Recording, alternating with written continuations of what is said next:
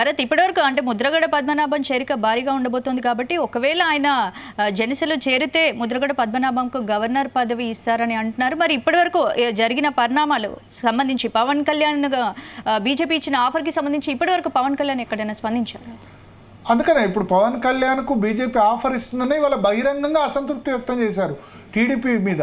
Last 6 monthsలో మనం చూడండి, Chandrababu Naidu arrest అయినప్పటి నుంచి ఎక్కడ కూడా టీడీపీతో నెగటివ్ అన్నది లేదు. పూర్తిగా వాళ్ళిద్దరు కలిసిపోయారు. టీడీపీ జనసేన పూర్తిగా టీడీపీకి అమ్ముడుపోయిందన్న విధంగా ఇతర పార్టీలు విమర్శించే విధంగా వ్యవహరించారు. కానీ తొలిసారి వాళ్ళ బహిరంగంగా అసంతృప్తి వ్యక్తం చేయడానికి బీజేపీ హైకమాండ్ పవన్ కళ్యాణ్ నీ శక్తి నీకు తెలియట్లేదు, పవన్ కళ్యాణ్కు సరే ఫస్ట్ టైం ఓడిపోయారు, 1 సీట్ వచ్చింది, 6% ఓట్లు వచ్చాయి, కానీ ఇప్పుడు పవన్ కళ్యాణ్ ఇమేజ్ పెరిగింది, ఇప్పుడు కాకపోయినా 2029లో అయినా, ఇప్పుడు తెలుగుదేశం పార్టీ చంద్రబాబు నాయుడు ముఖ్యమంత్రి అయితే పవన్ కళ్యాణ్కి ఏం ఫ్యూచర్ ఉండకపోవచ్చు.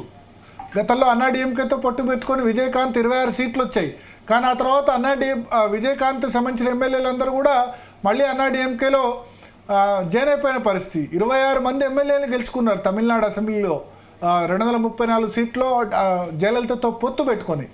ఆ తర్వాత సెకండ్ టైం చూస్తే ఒకళ్ళు కూడా గెలవలేదు. కారణం ఏంటంటే పెద్ద పార్టీ అయిన అన్నాడీఎంకే ఆ ఎమ్మెల్యేలు తినేసింది. సో ఇట్లాగే జరుగుతుంది. ఇప్పుడు మీ పార్టీ నుంచి ఎమ్మెల్యేలు గెలిచినా అదే ఆ క్రెడిట్ అంతా టీడీపీ వాళ్ళే గెలిచారని చెప్తారు. టీడీపీ ఆ ఎమ్మెల్యేలు ఒకవేళ మళ్ళీ జాయిన్ చేసుకునే అవకాశం ఉంటుంది, పొత్తులో లేకపోతే ఫ్యూచర్లో విభేదాలు వస్తాయి. అట్లా కాకుండా సింగిల్గా కంటెస్ట్ చేసి ఎమ్మెల్యే సీట్లు గెలిస్తే కనుక పవన్ కళ్యాణ్ స్టామినా తెలుస్తుంది. వాతావరణం కేంద్రంలో మోడీ ప్రభుత్వానికి అనుకూలంగా ఉంది, పార్లమెంట్ ఎలక్షన్స్ కూడా జరుగుతున్నాయి కాబట్టి ముందు సొంత కాళ్ళ మీద నిలబడి తెచ్చుకుంటే కనుక కాపు ఫ్యాక్టర్తో ఎన్నికల్లో వెళ్తే కనుక డెఫినెట్గా సీట్ల పర్సంటేజ్ కానీ ఓట్లలో కానీ ఖచ్చితంగా వస్తాయని బీజేపీ చెప్తుంది.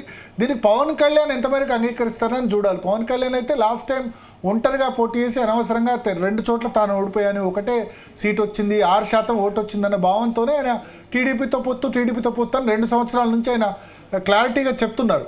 కానీ ఇప్పుడు ఇవాళ ఆయన మాట్లాడిన మాటలు బట్టి చూస్తే బీజేపీతో కూడా తన క్యాలిక్యులేషన్స్ ఉన్నాయి. అవసరమైతే పొత్తు ధర్మాన్ని విస్మరిస్తే కనుక ఖచ్చితంగా వెనక్కి కూడా చూసే అవకాశం ఉంది. ఇంకా జనసేనలో ఉన్నారు కాబట్టి బీజేపీతో సింగిల్గా వెళ్లేందుకు అవకాశం ఉన్నట్టు సిమ్టమ్స్ ఇచ్చారు. డెఫినెట్గా దీనికి టీడీపీ రియాక్ట్ అవుతుంది. పవన్ కళ్యాణ్కు ఆయన కోరిన విధంగా ఇక ముందు క్యాండిడేట్స్ ఏదైతే డిక్లరేషన్ ఉండకపోవచ్చు జనసేనతో పొత్తున్న స్థానాలకు సంబంధించి 25 అసెంబ్లీ 3 పార్లమెంట్ అయితే దాదాపు కన్ఫర్మ్ అయినట్టుగా చెప్తున్నారు. కానీ బీజేపీ కూడా అంటుంది 25 అసెంబ్లీ సీట్లకు ఎందుకు ఒప్పుకున్నారు, మీ క్యాపబిలిటీ ఇంకా ఎక్కువ ఉంది, ఇంకా ఎక్కువ పోటీ చేసేందుకు అవకాశం ఉన్నట్టుగా చెప్తున్నారు. ఒకవేళ బీజేపీ టీడీపీ జనసేన 3 కలిసి పోటీ చేసే సిచ్యువేషన్ వస్తే, ఎందుకంటే ప్రధానమంత్రి నరేంద్ర మోడీకి ప్రతి విషయంలో జగన్ వెన్నుదన్నుగా నిలుస్తున్నారు. ఈ నేపథ్యంలో టీడీపీ గెలిచినా వైసీపీ గెలిచినా ఎవరు గెలిచినా కేంద్రంలో మోడీ అధికారంలోకి వస్తే మళ్ళీ ఆ పార్లమెంట్ సీట్లు అందరూ కూడా మోడీకి సపోర్ట్ ఇవ్వక తప్పదు. మోడీని ఎదిరించే పరిస్థితి అటు జగన్కు లేదు, ఇటు చంద్రబాబుకు లేదు. ఎవరు అధికారంలోకి వచ్చినా మళ్ళీ కనుక బీజేపీ అధికారంలోకి వస్తుంది, ఇండియా కూటమి అధికారంలోకి వస్తే అది వేరే సిచ్యువేషన్.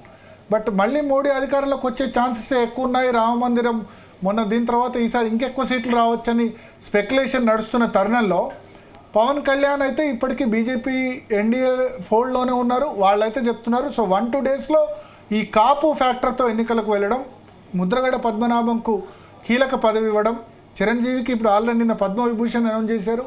రాజ్యసభ సీటు కూడా ఎన్నికలకు ముందే ఇచ్చేందుకు కూడా సిద్ధంగా ఉన్నారు వేరే రాష్ట్రం నుంచి. అవసరమైతే కర్ణాటకనో ఇంకా వేరే రాష్ట్రంలో కనుక ఖాళీలు అవుతే కనుక, లేకపోతే ఇంకా దేశంలో వేరే రాష్ట్రాల నుంచి ఎక్కడి నుంచైనా ఆయనకి ఇచ్చి తర్వాత టర్మ్లో కేంద్ర మంత్రిగా కూడా చేస్తామని చెప్తున్నారు. ఇవన్నిటి క్యాలిక్యులేషన్స్ నేపథ్యంలో ఏ నిర్ణయం తీసుకుంటారు? ఎందుకంటే రామ మందిర నిర్మాణానికి సంబంధించి కూడా చిరంజీవికి రామ్ చరణ్ మాత్రం ఇన్విటేషన్ అందింది, తెలుగు చిత్ర పరిశ్రమలో చాలామంది ఉన్నప్పటికీ. సో చిరంజీవిని ప్రత్యేకంగా చూస్తున్నారు. ఇదివరకు అల్లూరు సీతారామరాజు విగ్రహావిష్కరణ కూడా మోడీతో పాటు చిరంజీవిని పిలిచారు. నిన్న గోల్కొండ ఫోర్ట్లో ఇక్కడ కిషన్ రెడ్డితో పాటు చిరంజీవే దాని సౌండ్ అండ్ లైటింగ్ ఆవిష్కరించిన పరిస్థితి ఉంది. ఇవన్నీ క్యాలిక్యులేషన్ దృష్ట్యా బీజేపీ హైకమాండ్ ఇటు చిరంజీవి ద్వారా కూడా పవన్ కళ్యాణ్ని నరుక్కొచ్చే ప్రయత్నం చేస్తుంది. టీడీపీతో వెళ్లకుండా సింగిల్గా మనమిద్దరం వెళ్దామంటుంది. మరి ఈ నేపథ్యంలో టీడీపీ జాగ్రత్తగా మేలుకొని పవన్ కళ్యాణ్ని వద్దు అని చెప్తుందా, లేదా బీజేపీ కూడా కలిసి ముగ్గురం పోటీ చేద్దామని టీడీపీ చెప్తుందా అన్నదైతే ఆసక్తికరంగా ఉంటుంది. ఏదేమైనా ఖచ్చితంగా పవన్ కళ్యాణ్ ఇవాళ మాట్లాడిన మాటల వెనుక బీజేపీ టెంప్టింగ్ ఆఫర్ అయితే ఉందనే మనం భావించాల్సి ఉంటుంది.